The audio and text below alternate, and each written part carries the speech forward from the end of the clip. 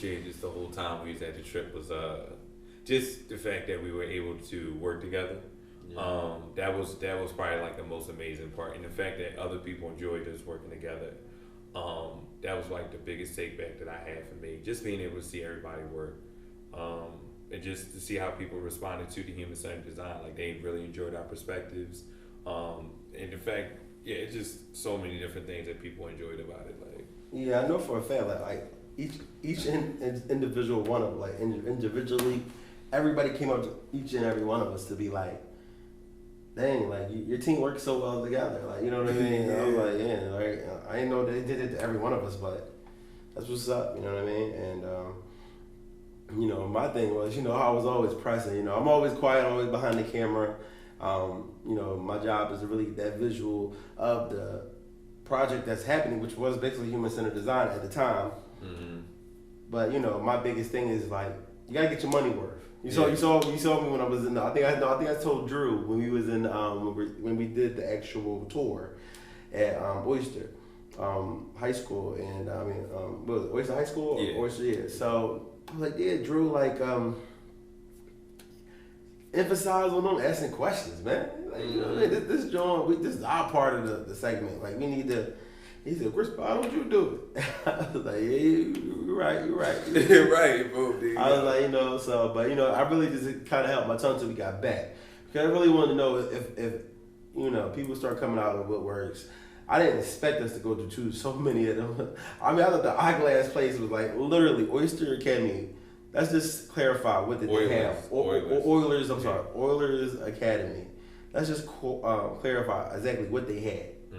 It had eyeglass vision place, you know what I mean? Check your eyes, do all type of checkups for the kids and adults, right? It was for adults too. It was like basically a center. Especially during the summer, they open it up to the community. They had the dentistry, the removal, cavities, fillings.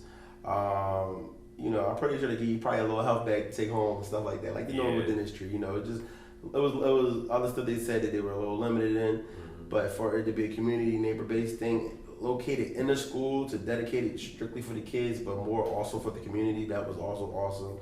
And then you had the regular checkup spot, right? Like they had a regular doctor's office. Yeah, I mean, and they even said that, you know, they even caught a couple breakouts before it. And I mean, really, they didn't even hear them on the news. Like that's how deep it was. And that was real. That's what's up. And I was like, that's the type of environment that thrived under pressure, because it seemed like he was under a lot of pressure, and they made it happen. You know what I mean? They made it happen, and you know, when we got back to the room, and I was getting no questions out of it. I'm like, you got it. You know what I mean? I was really trying to. I went in. You know, I went in. I know that. You asked some good questions, like the one, especially one about the role models. Like they caught me way off guard. I was like, oh. Right. We went to school together. Yeah, my man, 100 grand. Like I really enjoyed that part. Like, What did you get from it? I mean, I think that it validated the idea, at least for me, that when we go and we travel places and we do work, we have to take out time to enjoy that travel. It would have sucked if we would have just showed up in Cincinnati, know what I mean, had a dinner or two and then just left.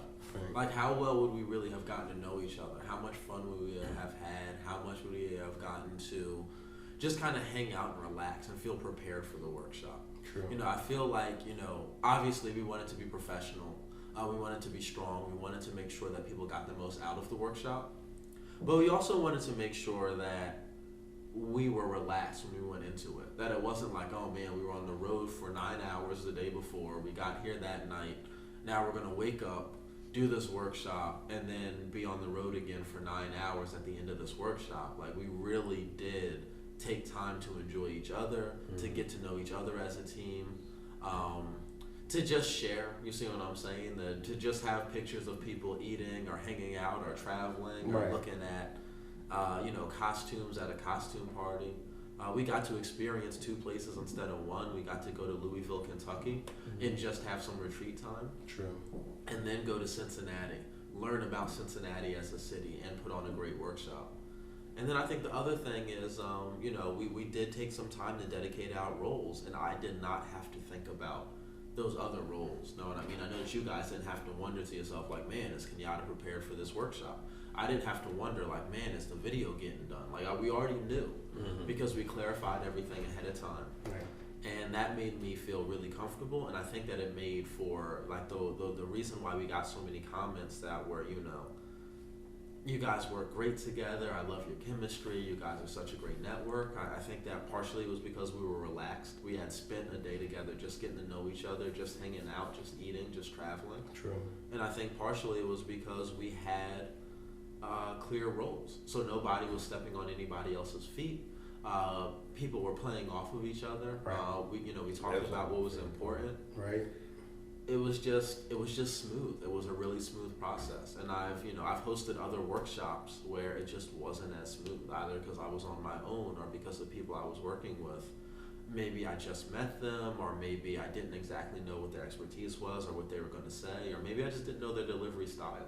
Maybe they talked and there was long pauses when they talked. Right. And for me, like, I'm going to jump in. If you say, hey, and then and then you just hold it. Right. I'm jumping. I'm thinking of myself like, I need to fill that space. Right. I kind of really felt like, you know, even when it came down to knowing that we did our job right. Mm-hmm. I mean, would it be safe to say that Mr. Lee from Procter & Gamble, a representative, I just saw a lot of the smiling, a lot of the looking. Mm-hmm. You know, he was definitely a goal-oriented dude that is a visual person. You know, just like me, you know, it's like the whole visual storytelling.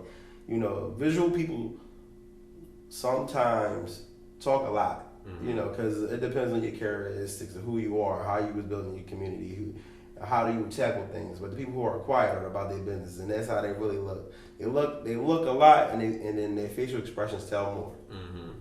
And I could tell that he really loved the way we did our workshop. He was impressed.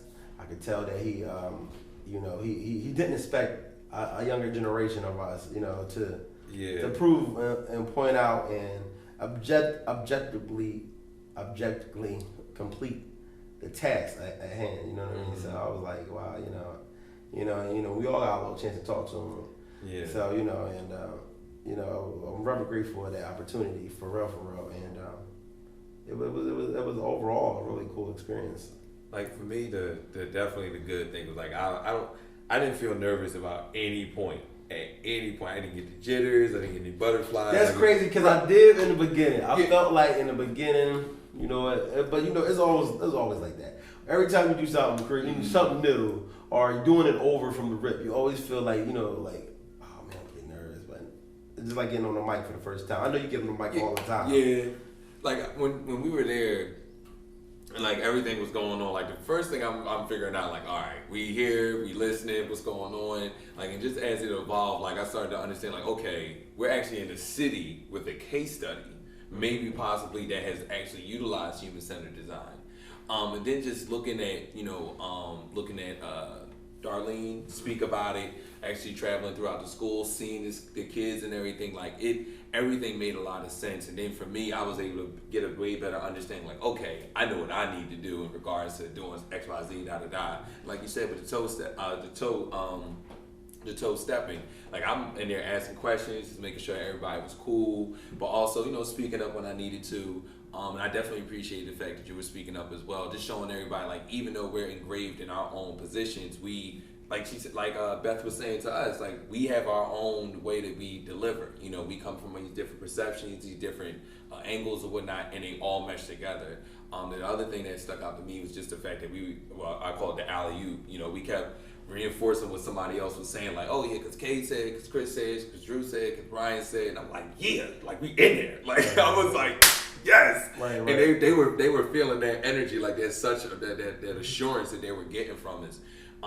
Yeah, man, just like I said, just seeing this work and operate as a unit was really good, down to the food, down to even if I felt like we had like a little squabble or something, like it was very low. You know what I mean? Because everybody knew where everybody was coming from when I got the face. Or, you know, just something would go down, I'm like, all right, man, you know. Right. But yeah, man, just, you know, everything really went well together. We really enjoyed each other's time. And this is only the beginning. Like, I'm really looking forward to, like, the next step, the next phase. Sure. Looking at the different food that we're going to enjoy, and especially with the, just enjoying the actual process, driving down there, the talks. taking the pictures, like seeing the smile and everything like that showed me like this is something that's real.